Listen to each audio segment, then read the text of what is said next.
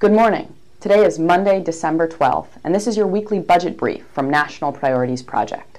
I'm Mattia Kramer, Senior Research Analyst. Last week, news outlets from Maine to South Carolina to Michigan were reporting on rallies that were demonstrating in support of Congress extending unemployment benefits for the long-term unemployed. Here's some information about that to bring you right up to speed on this issue. Last year, right around this time, Congress extended unemployment benefits for up to 99 weeks so that the long-term unemployed, who otherwise could only collect benefits for 6 months, now can collect benefits up to 99 weeks.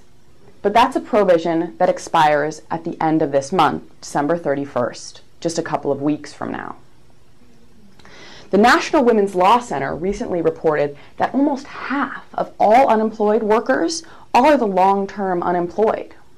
What that means is that in the current economy, if you lose your job, you're likely to be out of work for a long, long time. Now, the upshot of that is that about 6 million people would lose their unemployment benefits over the course of 2012 if Congress fails to extend this provision by the end of the month. And there's a couple reasons why Congress may be very compelled to do this, although we don't right now if Congress will indeed come through and extend long-term unemployment benefits. Here are 2 reasons why Congress may choose to do so. The first is right here.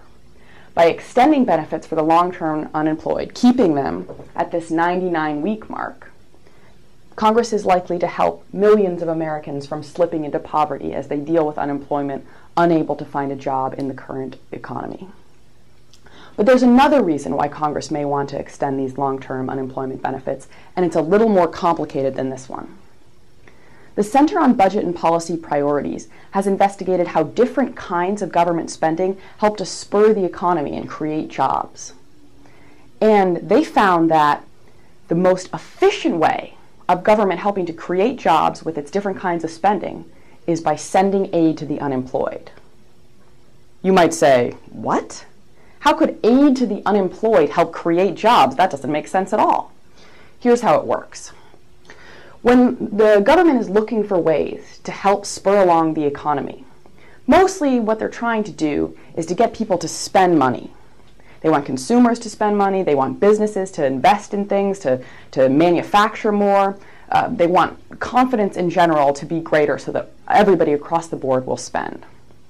Now, one of the ways to get people to spend money is to give money to those who are most cash-strapped, because they're likely to spend it right away. Who are the most cash-strapped? Well, you guessed it. It's the unemployed, who often need every penny of their government benefits, and often much more than that, just to make ends meet. So as soon as they get that check from the government, they turn around and spend it on groceries, on rent, on transportation, on everything to support their own families. All of that money that those unemployed are spending on the necessities of life, that helps to boost the economy in just the way the government wanted.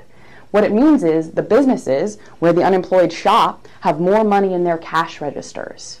And that helps to keep them from laying off workers, or it could even mean they hire more workers because business was better than they thought it was going to be. That's the kind of support to the economy that the government wants to create as we recover from this recession. And as funny as it may seem, the best way for the government to support the economy, the most efficient way of doing so, is by sending that aid to the unemployed. That's all for this week. Thanks for joining us.